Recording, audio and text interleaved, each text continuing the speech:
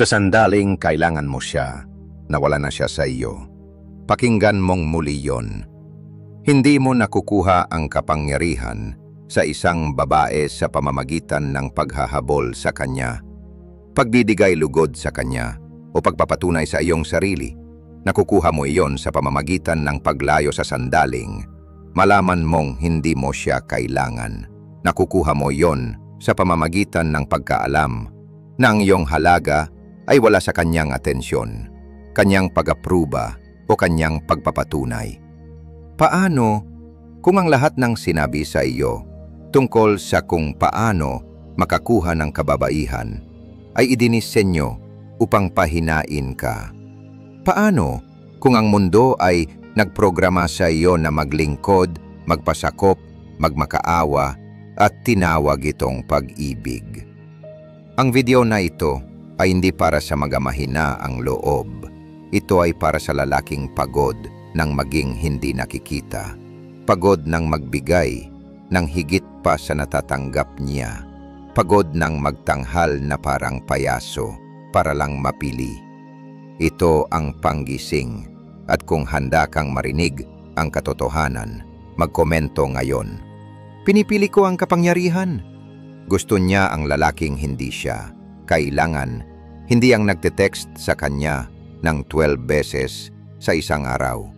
Hindi ang umiiyak kapag sinabi niyang hindi na niya nararamdaman. Gusto niya ang lalaking kayang umalis sa kalagitnaan ng pangungusap at hindi na lumingon pa kung mawala ang respeto.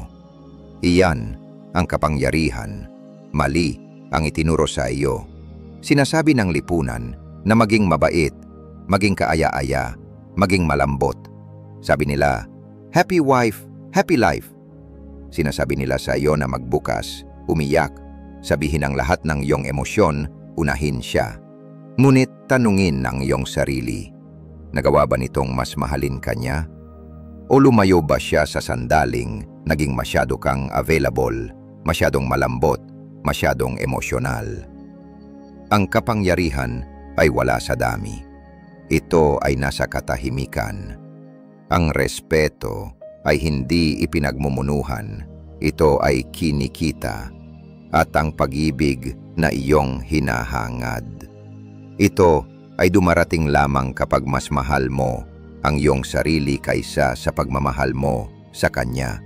Sa video na ito, ipapakita ko sa iyo kung paano magkaroon ng kapangyarihan sa anumang babae, hindi sa pamamagitan ng manipulasyon, hindi sa pamamagitan ng puwersa, kundi sa pamamagitan ng pagiging isang lalaki na hindi niya mapigilang sundan. Una, tigilan mo ang pagkakailangan sa kanya. Mawawala siya sa iyo sa sandaling. Maramdaman niyang mas kailangan mo siya kaysa sa kailangan niyang respetuhin ka. Hindi yan tula. Yan ay psikolohikal na batas. Sa sandaling ang iyong mga kilos ay umikot sa kanyang pag-apruba. Lilit ka sa kanyang paningin, hindi niya kailangang magsalita.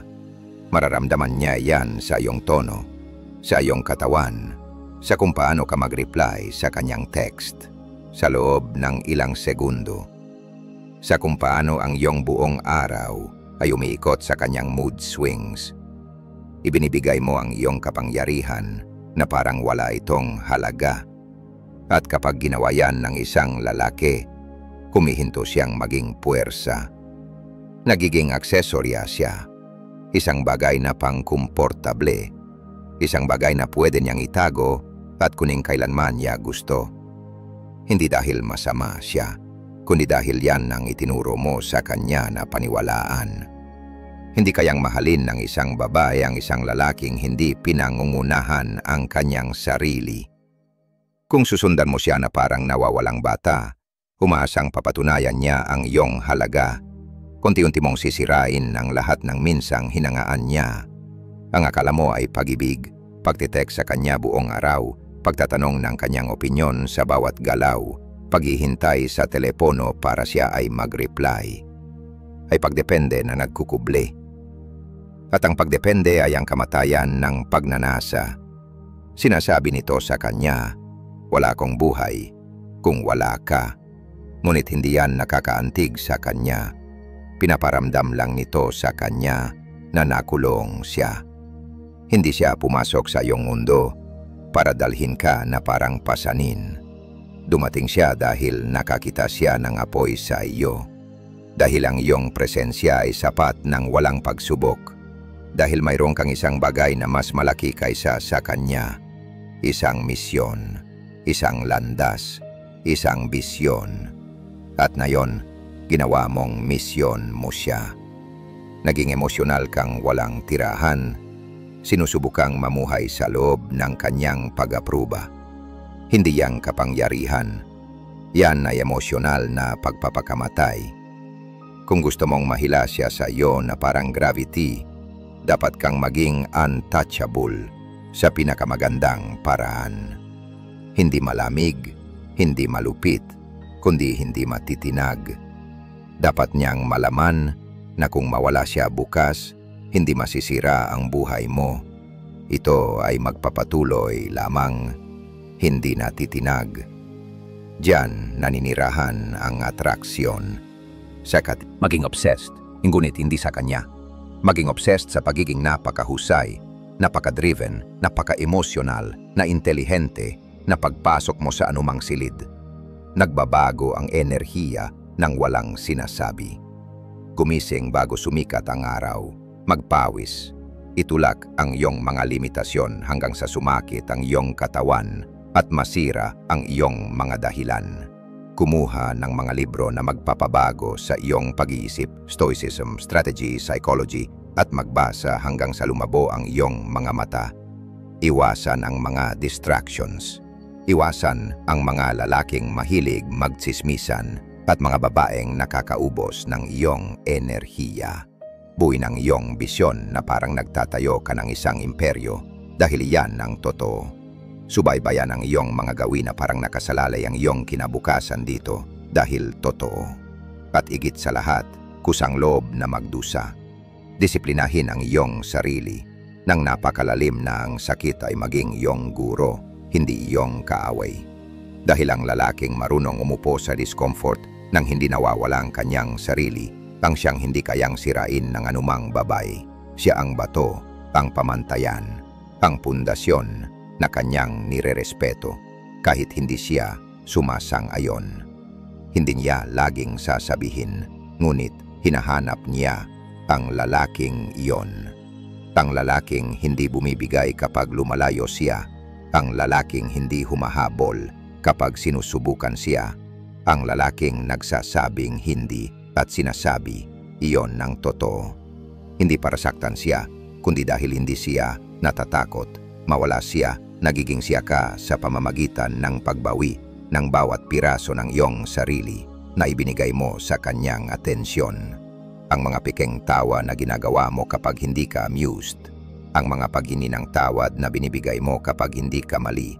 Ang enerhiya na sinasayang mo sa pagpapaliwanag sa isang taong nakapagpasya na bawiin ang lahat. Ang pagbabago sa dinamika. Tigilan ang pagkakailangan sa kanya. Simula ng pagkakailangan sa sarili mong respeto, higit sa kanyang pagmamahal.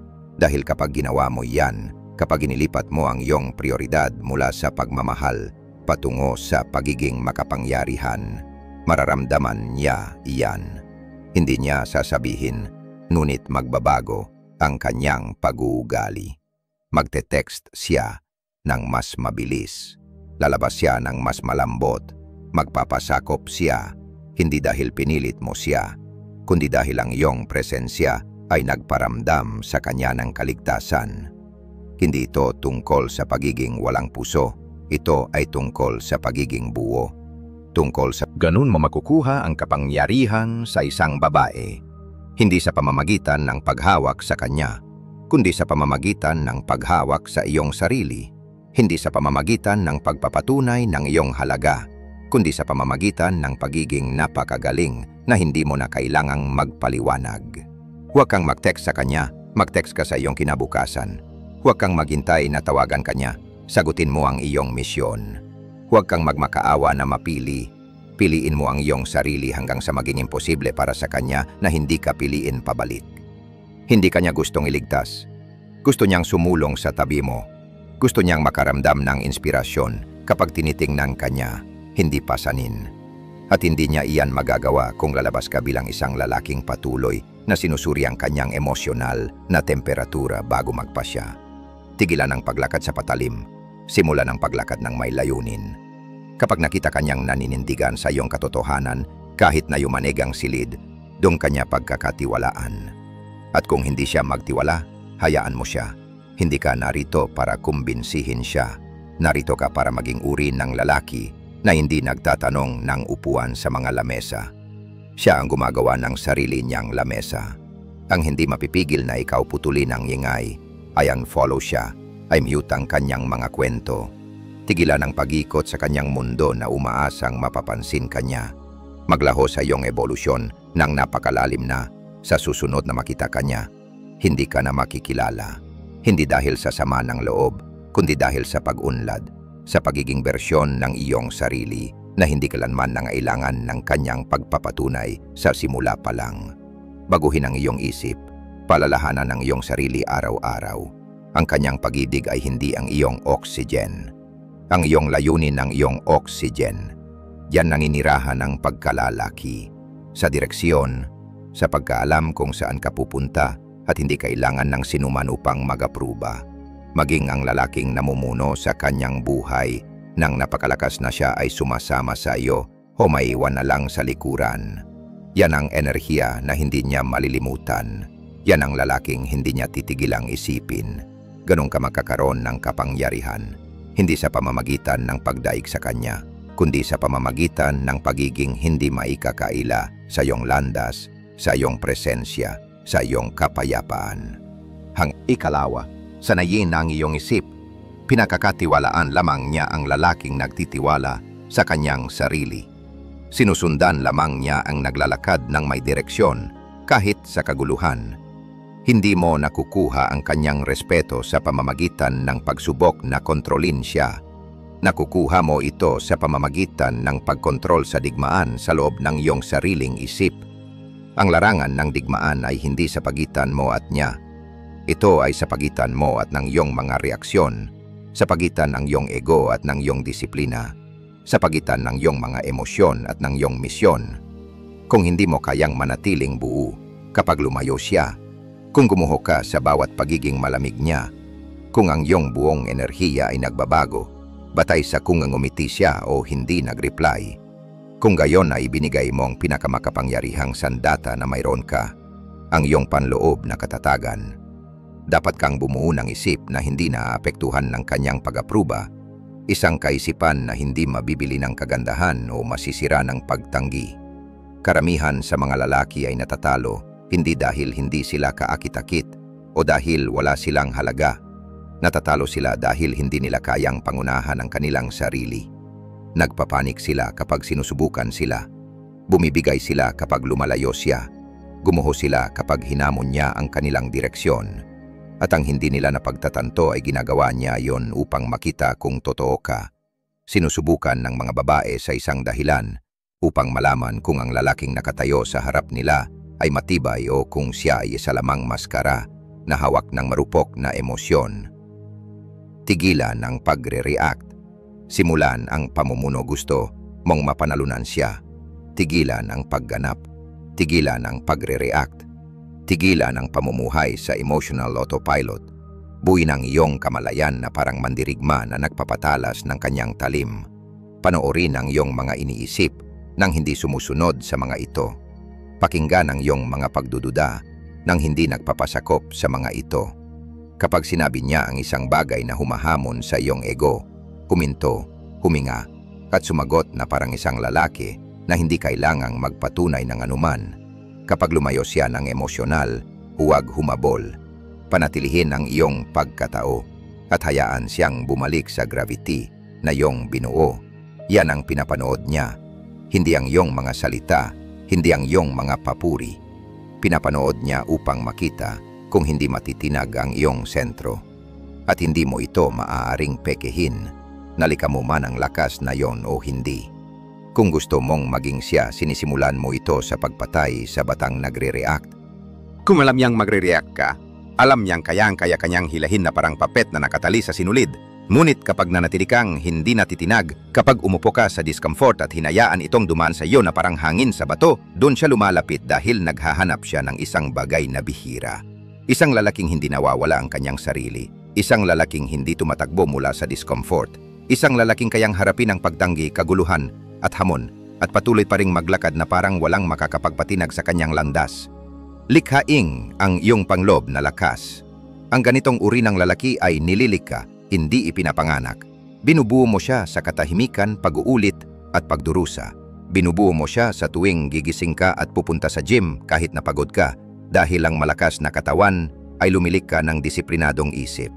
Binubuo mo siya sa tuwing magme-meditate ka, kumihinga sa iyong mga reaksyon, nagsusulat sa iyong journal ng iyong mga iniisip at tumatangging hayaan silang kontrolin ka.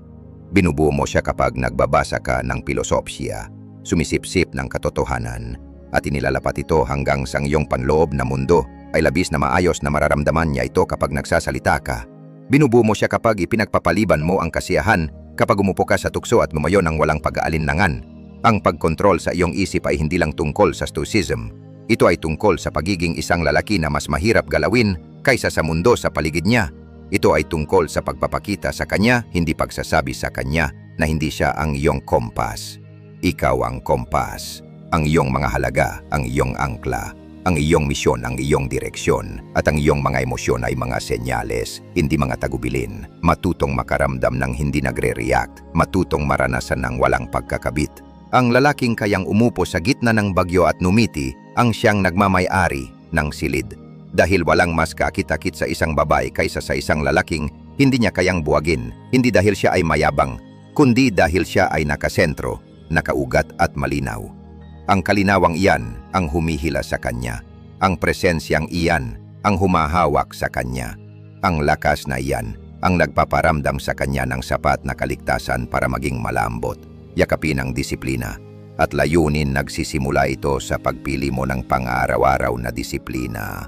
Sa halip na emosyonal na pagkalipin, sa bawat paglaktaw mo sa gym, pinapaina mo ang iyong isip. Sa bawat pag-iwas mo sa discomfort, pinapakain mo ang bata sa loob mo na umiiyak para sa kaginhawaan. Gutumin ng batang iyan, pakainin ang mandirigma. Hindi ka narito para maging emotionally available sa kaguluhan. Narito ka bumuo ng isang code ng mga halaga at sundin ito ng walang umpay. Gawing sagrado ang iyong umaga. Gawing kakaunti ang iyong mga salita at malakas ang iyong mga kilos. Tumangging makipagtalo, tumangging ipagtanggol ang iyong sarili, tumangging mag-react. Hindi ka narito para kumbinsihin siya. Narito ka upang maging isang lalaki na hindi kailangan ng pagkukumbinsi. At kapag nakita niya iyan, kapag naramdaman niya na nananatiling kalmado ang iyong enerhiya habang umiikot ang mundo sa paligid mo, hindi siya lalayo. Lalo siyang lalapit dahil ikaw ang naging parola sa kanyang bagyo. Ang matatag na presensya na nagpapaalala sa kanya kung ano ang ibig sabihin ng pinamumunuan.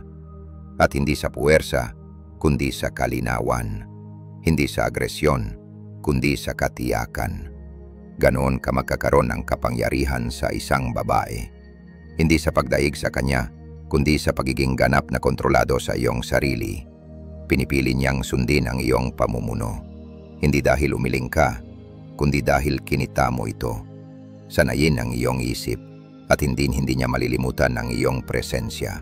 Ang hindi matitinag na lalaki ang tunay na lakas ay ipinapakita sa kung paano ka kumikilos kapag walang nakatingin at hindi siya nagre-reply. Kapag mayroon kang pagnanais na patunayan ang iyong halaga at pinipili ang katahimikan. Kapag natutukso kang bumigay at pinipili ang pagiging tahimik, kapag ang lahat sa iyo ay gustong makita at lumalayo ka ng hindi nakikita, ngunit hindi natitinag, doon ka nadiging untouchable. Hindi niya kailangan ng lalaking nagre-react sa kanya. Kailangan niya ng lalaking kayang pangunahan siya sa mga emosyonal na bagyo nang hindi nawawalan ng balanse.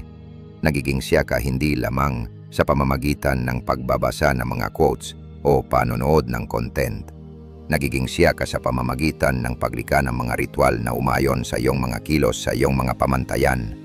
Lumikha ng mga non-negotiable. Mag-ensayo araw-araw. Gumising bago siya. Magtrabaho habang natutulog siya. Pangunahan ang iyong sarili ng napakalalim na ang iyong buhay ay nagiging isang magnet. At kapag bumalik siya, kapag nakita niyang hindi nasira ang iyong pagiging tahimik, hindi ka na niya kukuwestiyonin muli. Dahil ang ganitong klaseng pagiging tahimik ay nagpapabago sa buong dinamika. Ayaw kanyang maging ina, gusto niyang maging salamin mo. At ang salamin ay nagpapakita ng lakas, kaayusan, kalinawan. Yan ang kanyang tinutugunan. Kaya buuin yan ng tahimik araw-araw, ng permanente. 3. Controlin ang iyong frame. Kung hindi mo pagmamayari ang frame, hindi ka umiiral sa kanyang mundo, umiikot ka lang dito. Hindi siya sumusunod sa isang lalaking bumidigay. Hindi siya nagtitiwala sa isang nag-aakma ng kanyang mga prinsipyo para lang mapanatili siya. Gusto niyang malaman kung nakatayo ka sa isang bagay na totoo o kung ang iyong mga paniniwala ay gawa sa buhangin. Sa bawat nakakataong ikompromiso mo ang mahalaga sa iyo para sa kanyang pag-apruba, nawawalan siya ng respeto sa iyo. Hindi ang sinasabi mo ang mahalaga kundi ang kung saan ka bumibigay. Ang frame ay hindi tungkol sa pagkontrol sa iba. Ito ay tungkol sa pagkontrol sa iyong direksyon. Ang lalaking humahawak ng frame ay hindi kailangang lakasan ang kanyang boses. Ang kanyang mga kilos ay nagsasalita ng napakalinaw. Ang kanyang katahimikan ay umaalingaw-ngaw. Nararamdaman niya ang pagkakaiba sa pagitan ng isang lalaking nangunguna at isang nakikipag-ugnayan sa kanyang integridad para lang magbigay lugod. Maaring hindi niya ito sabihin, ngunit nararamdaman niya ito. Napapansin niya kapag huminto ka sa pagtawag ng kawalang respeto. Naobserbahan niya kapag tinolerar mo ang minsang pinaninindigan mo. Iniimbak niya ito. Hindi dahil masama siya, kundi dahil biologically ay kailangan niyang makaramdam ng kaligtasan. At ang kaligtasan ay nagmumula sa katiyakan. At ang katiyakan ay nagmumula sa iyong kahandaang lumakad ng mag-isa kapag hinihingi ng iyong landas. Ang frame ay hindi kayabangan, ito ay kamalayan. Ito ang disiplina ng paghawak sa iyong linya sa harap ng emosyonal na apoy. Kapag sinusubukan ka niya ng kanyang saloobin, distansya o pagpukaw, nagtatanong siya ng walang salita. Ikaw pa ba ang sinabi mong ikaw? Sa sandaling simulan mong ilipat ang iyong enerhiya para iwasan ang labanan, talo ka. Sa sandaling sobra kang magpaliwanag, mag-rationalize ng masamang ugali o bigyang katwiran ng pagtataksil, tapos ka na. Hindi ka makakapukaw ng respeto mula sa posisyon ng paghingi ng tawad kung wala kang ginawang mali. Kung hindi mo ipinagkanulo ang iyong mga prinsipyo, kung gayon wala kang utang na paliwanag. Hindi matitinag na mga prinsipyo, ang paghawak ng frame ay nangangahulugang lubos mong naunawaan ang iyong mga prinsipyo at hindi ito mabibili kahit pa sa babaeng mahal mo. Hindi mo ipinapaliwanag ang iyong mga hangganan, ipinapatupad mo ang mga ito. Hindi ka nagmamakaawa sa kanya na intindihin ang iyong halaga. Namumuhay ka dito ng buo na nagiging kitang-kita ito. Hindi siya nahuhulog sa iyong pagiging flexible. Nahuhulog siya sa iyong pagiging matatag. Ang lalaking kayang magsabi ng hindi, nang may kalmadong ang frame ay tungkol sa pagkaalam na ikaw ang pumipili, hindi ang aplikante. Na siya ay pumapasok sa iyong realidad, hindi ang kabaliktaran. Ang iyong buhay ang sentro ng gravity.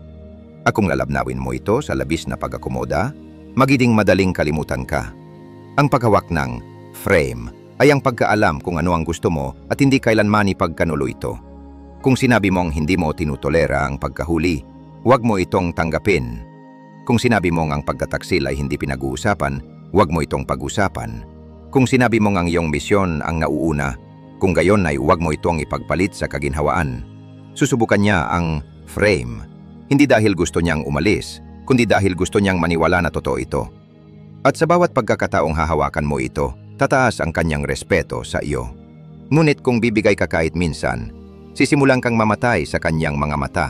Ang frame ay nabubuo hindi sa pamamagitan ng dominasyon, kundi sa pamamagitan ng direksyon. Dapat kang maging napakatiyak sa kung saan ka patungo sa buhay, na siya ay sasama sa landas na iyon o panonoring kanyang maglakad nang wala siya. Hindi ka narito para umangkop sa kanyang kaguluhan. Narito ka para anyayahan siya sa iyong kaayusan. At kung hindi siya makakasama, Pakawalan mo siya. Hindi nang may sama ng loob kundi nang may kapayapaan. Dahil ang lalaking nakakaalam ng kanyang landas ay alam na hindi lahat ay nararapat lumakad dito kasama siya. Pagtatayo ng iyong imperyo. Dapat mong suriin ang iyong buhay na parang isang hari na nagsusuri sa kanyang korte. Sino ang nagdaragdag sa iyong imperyo? Sino ang nagpapahina nito? Sino ang nagrerespeto sa trono? At sino ang nagpapahina nito sa iyong likuran? Hindi ka nagmamakaawa sa mga tao na manatili. Nagtatayo ka ng napakalakas na ang kanilang pagkawala ay kanilang pagkawala, hindi yo. Ito ang frame. Hindi mo ibinabago ang iyong mundo para lang magustuhan. Binuguo mo ang iyong mundo ng napakalakas na tanging ang mga umayon lamang ang mananatili. At kapag nakita niya yan, kapag naramdaman niyang hindi ka natitinag ng kanyang mga bangga na umalis, ng kanyang manipulasyon, o ng kanyang pagiging malamig, doon siya lalambot. Doon siya susunod. Doon siya susuko sa presensya ng isang lalaki na hindi kayang baluktutin ng emosyon o akitin ng kaginhawaan. Hindi ito pagiging malamig, ito ay lakas. At ito ang lakas na nagpapahintulot sa kanya na magpahinga. Dahil lang totoo, ayaw niyang manguna. Gusto niyang maramdaman ang iyong kalinawan, magtiwala sa iyong katatagan, umasa sa iyong hindi natitinag na presensya. Ngunit ang tiwala na yan ay kinikita. At nagsisimula ito sa sandaling magpasya ka na ang iyong frame, ang iyong mga prinsipyo, ang iyong bisyon, ang iyong misyon ay nauuna bago ang kanyang mga pagbabago sa kalooban. Mahalin mo siya ng lubos, ngunit huwag kailanman higit sa mga prinsipyo na nagbibigay kahulugan sa iyong buhay. Dahil sa sandaling ilagay mo siya higit sa iyong layunin, mawawala sa kanyang kompas na kanyang hinahanap para sundan. Nangunguna ka sa pamamagitan ng pananatiling hindi natitinag. At ang pamamunong yan ay hindi maingay. Ito ay nabubuhay sa iyong tono, sa iyong timing, sa iyong katotohanan. At kapag lubos mo itong ipinamuhay, ang tanging desisyon niya ay magiging, ayon ba siya o aalis? At alinman sa dalawa, mananatili kang matatag. Iyan ang frame, iyan ang kapangyarihan. 4. Mamuno ng hindi naghahabol. Ang lalaking nangunguna ay hindi humahabol. Bumubuo siya ng mundo na gustong pasukin ng isang babae. Ang pamumuno ay wala sa paghahabol. Ito ay nasa presensya. Hindi siya sinusundan ng lalaking sumusubok na kumbinsihin siya. Walang katapusang nagpapaliwanag o binabahas siya ng mga regalo umaasa na mananatili siya. Sinusundan siya ng lalaking naglalakad ng may matatag na direksyon. Kaya ang kanyang mga instincts ay nagsasabing umayon o maiwan. Kapag humabol ka, ibinibigay mo sa kanya ang script. Hinihiling mo sa kanya nga mag-direct, magpasya, manguna. At kinasusuklaman niya ito kahit hindi niya maintindihan kung bakit. Ang paghahabol ay hindi marangal. Ito ay pagamin ng kakulangan. Sinasabi nito, hindi ako naniniwala sa aking halaga, kaya kailangan ko ang iyong pagpapatunay upang makaramdam ng pagiging buo. Ngunit ano ang mangyayari kapag ibinaling mo ang pagpapatunay na iyon sa loob? Kapag uminto ka sa pagtakbo, patungo sa kanya at nagsimulang tumakbo patungo sa iyong kadakilaan, doon kanya makikita. Dahil ang tunay na atraksyon ay nagsisimula kung saan nagtatapos ang pagiging desperado. Hindi siya kailangang balutin ng labis. Kailangan niyang maging inspirasyon. At ang inspirasyon ay nagmumula sa kilos. Buuin ang iyong buhay ng napakalakas na ang iyong presensya lamang ay parang gravity. Ang uri ng lalaki na hindi maingay tungkol sa kanyang kapangyarihan. Ngunit mararamdaman mo ito sa paraan ng kanyang pagpasok sa isang silid. Sa paraan ng kanyang pagsasalita ng hindi nangangailangan ng pag-apruba. Sa paraan ng kanyang pagbibigay prioridad sa layunin kaysa sa atensyon. Ang iyong disiplina, ang iyong pangakit, ang iyong katahimikan, ang iyong panghalina, ang iyong landas, ang iyong alok. Kung hindi niya nakikita yan, hindi pa siya handa. At hindi ka bumabagal para sa hindi pa handa. Patuloy ka lang sa pagbuo. Nakatuong ka sa pagiging mas dangerous, mas matatag, mas may kakayahan. Habulin ang kahusayan, hindi ang tao. Hahabulin mo ang kahusayan, hindi ang mga babae. Pinipino mo ang iyong kakayahan hanggang sa binabayaran ka para lang mag-isip. Hinuhubog mo ang iyong katawan hanggang sa ito ay maging templo ng kontrol at lakas. Binubuo mo ang iyong network upang ang iyong pangalan ay magbukas ng mga pinto na hindi man lang niya alam na umiral. At sa lahat ng ito, nananatili kang mabait, ngunit hiwalay, mapagmahal, ngunit hindi matitinag. Hindi ka humahabol dahil ang nakalaan na umayon ay hindi kailanman mangangailangan na iwan mo ang iyong sarili.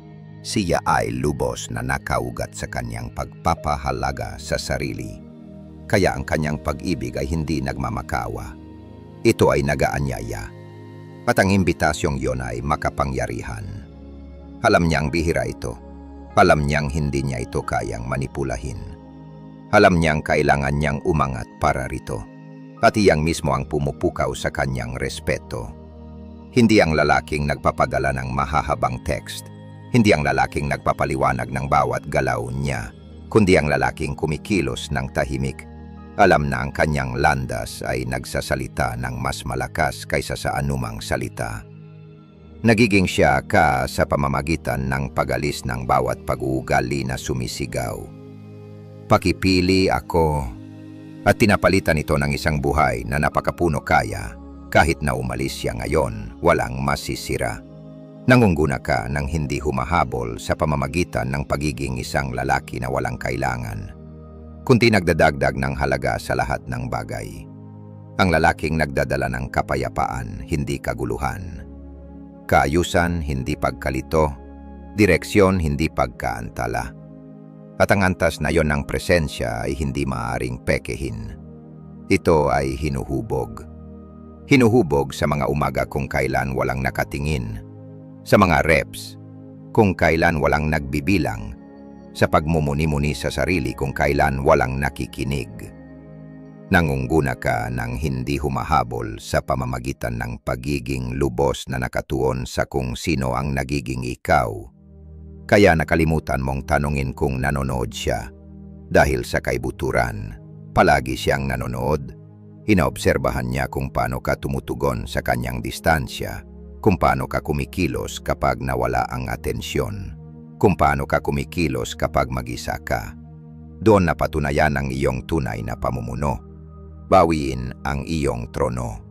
At kapag napatunayan mo yan, kapag ipinakita mo na ang iyong halaga ay hindi kailanman nasa paghahabol, kundi sa presensya, makikita mo ang pagbabago. Magbabago ang kanyang enerhiya. Lalambot ang kanyang tono. Siya ang mas magsisimula. Lalapit siya, hindi dahil humabol ka, kundi dahil namuno ka. At sa espasyong iyon, sa pagbabaliktad na iyon ng enerhiya, sa wakas ay nababawi mo ang iyong trono. Hindi sa ibabaw niya, kundi sa unahan niya, kung saan ka talaga nararapat. Hindi ka ipinanganak upang humabol ng pag-apruba. Hindi ka binuo upang magmakawa para sa pag-ibig, pagpapatunay o pahintulot. Hindi ka narito para lumiit upang magkasya sa mundo. Narito ka upang hindi mo kailangang maging perpekto. Kailangan mong umunlad araw-araw. Kailangan mong tigilan ang paghihintay na may makakita sa iyong halaga at simulan ang pagiging isang lalaki na hindi kailanman kailangang magsalita tungkol dito dahil ipinapakita ito sa lahat ng kanyang ginagawa. Nagsisimula ang iyong pamumuno kapag namatay ang iyong mga dahilan.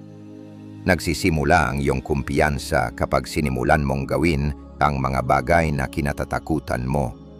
Nagsisimula ang iyong kapangyarihan sa sandaling magpasya kang huwag nang bumigay sa iyong mga prinsipyo muli.